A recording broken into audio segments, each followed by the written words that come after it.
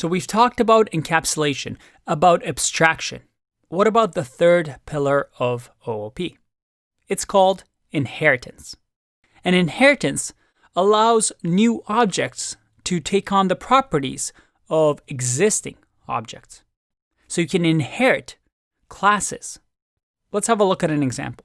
Let's remove the previous code that we've had and go back to our game example. We want to create a new game, and we have different types of users.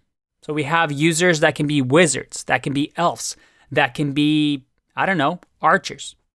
But all these users have some common functionality, and each one of the sub-users, like wizards, elves, archers, have some common shared functionality, but then again, different maybe attacks.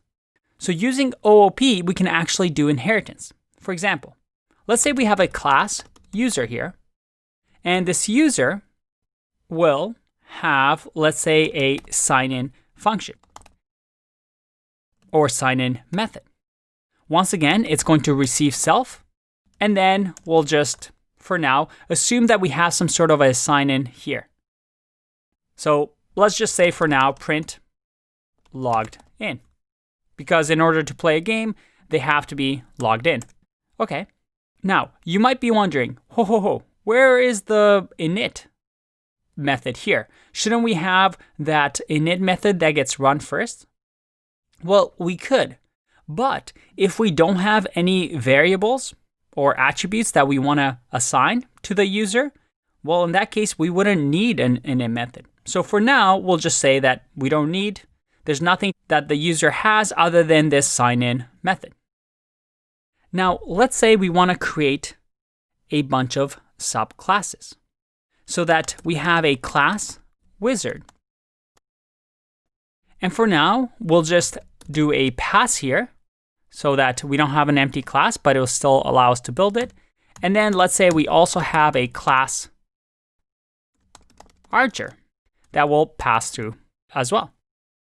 Oh, and make sure we have brackets here. Now here's the thing. Ideally, all these wizards and archers are users as well, right? So we have users,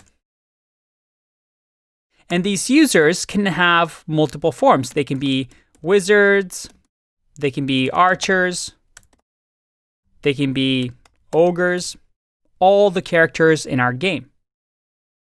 But all of them, let's say, have to be signed in first.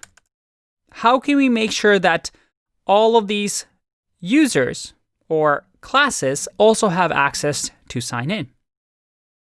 Well, we can use inheritance. And how do we do inheritance? Quite easily, actually. All we do is in the bracket pass the parent class that we want to inherit from. So let's say I do user here. Now let's click run here. No errors, everything is looking good. And by the way, you see the green line here? Tells me that indentation is not a multiple of 4 because indentation should be 4 in Python. So we can just do this, but I like keeping it smaller just so it's easier to read. Okay, so let's instantiate a class here. I'm going to create a wizard1 and then say wizard and run that wizard class. Now, if I do print here and I do, let's say, print wizard, if I click run, I see that the wizard object has been created. And what if I do dot sign in? I see that, yeah, it's actually there. If I do sign in and click run, hey, I'm logged in. How cool is that? I inherited from the user class this functionality. And this is really, really powerful because now I can extend my wizard, right? So let's say that this wizard has an init method, which will be run when the wizard is created, and we'll have a name and power that we get.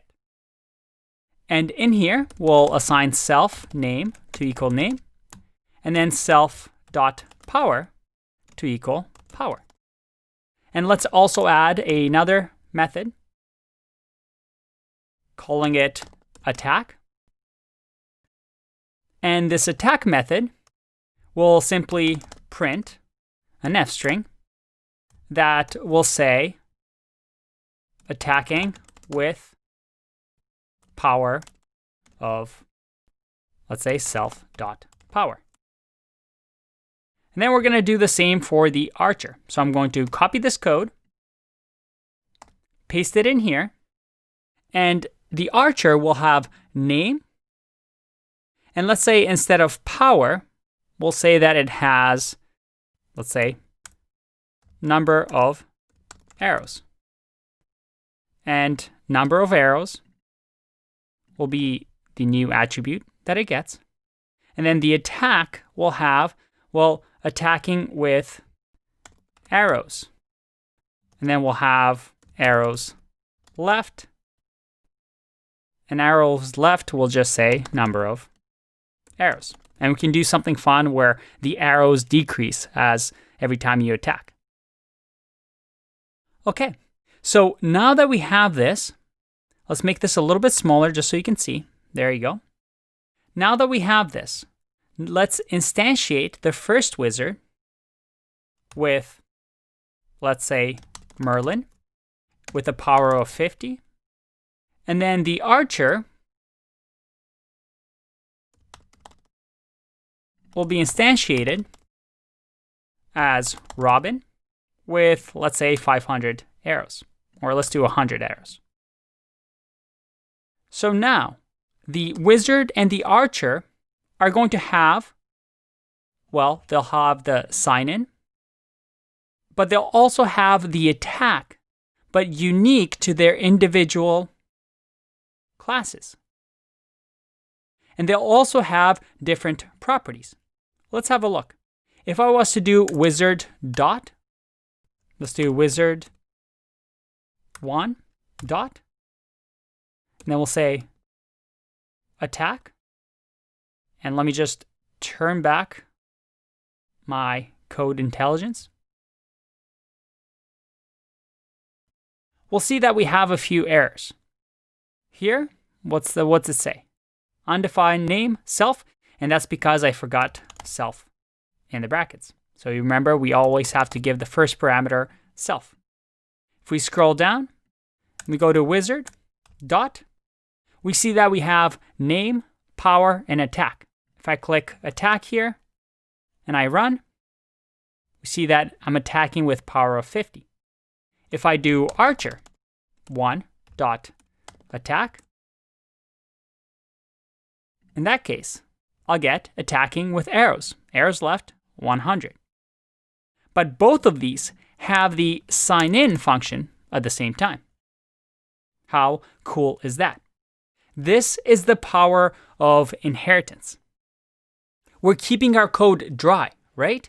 We're abstracting away the part of the code that they both share, but then changing things according to what each one needs. So for example, I could have different methods and properties on wizard than the archer, but also have shared user functionality that they have. And this way it keeps our code organized and clean. Now let's bring back the zoom in just so you can see it clearer. Now, this idea of inheritance is really, really powerful. And the key here is that we have a parent class and children classes.